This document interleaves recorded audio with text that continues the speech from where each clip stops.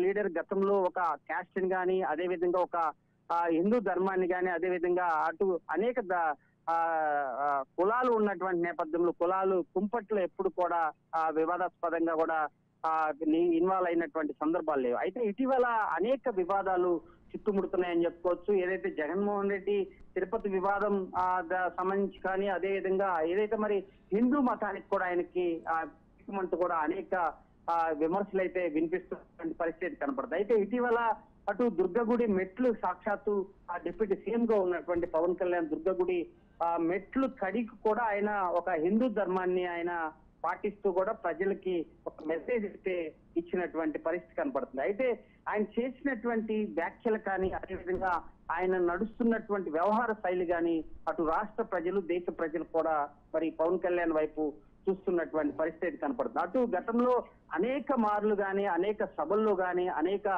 Meetings లో గాని పవన్ కళ్యాణ్ ఆయన చేస్తున్నటువంటి వ్యాఖ్యలు అటు పూర్తి స్థాయిలో ప్రజలకు ఉపయోగపడే విధంగా అటు అదే విధంగా హిందూ ధర్మాన్ని కూడా పూర్తిగా పరిరక్షించే విధంగా కూడా అడుగులు వేస్తున్నటువంటి పరిస్థితి కనపడుతుంది. అటు పట్టణ ప్రజలు గ్రామ ప్రజలు కూడా పవన్ కళ్యాణ్ వైపే చూస్తున్నటువంటి పరిస్థితి కనపడుతుంది. ఇటీవల చేసినటువంటి వ్యాఖ్యలు కానీ అదేవిధంగా అటు సినీ హీరోస్ ట్వీట్ చేసినటువంటి వ్యాఖ్యల పైన కూడా ఆయన పూర్తిగా కూడా విమర్శలు కురిపించినటువంటి పరిస్థితి కనపడుతుంది. అయితే ఆయన గతంలో మొదటి నుంచి కూడా ఒక సిద్ధాంతాన్ని పాటిస్తూ పవన్ కళ్యాణ్ ముందుకెళ్తున్నాడు. అదేవిధంగా హిందూ ధర్మాన్ని పాటిస్తూ ముందుకెళ్తున్నటువంటి పరిస్థితుల్లో ఖచ్చితంగా రాబోయేటువంటి రోజుల్లో ఇలాంటి వ్యాఖ్యలు కానీ ఇలాంటి వివాదాలు కానీ ఎటువైపు దారితీస్తుందో వేచి చూడాల్సినటువంటి పరిస్థితి కనపడుతుంది. ఏది ఏమైనా పవన్ కళ్యాణ్ హిందూ ధర్మాన్ని పరిరక్షించే విధంగా అదే విధంగా హిందూ ధర్మాన్ని ఎవరైతే వ్యతిరేకిస్తారో వారిపైన కూడా తీవ్ర వ్యాఖ్యలు చేస్తూ కూడా ముందుకు సాగుతున్నటువంటి పరిస్థితి కనపడుతుంది. జగన్మోహన్ రెడ్డి కూడా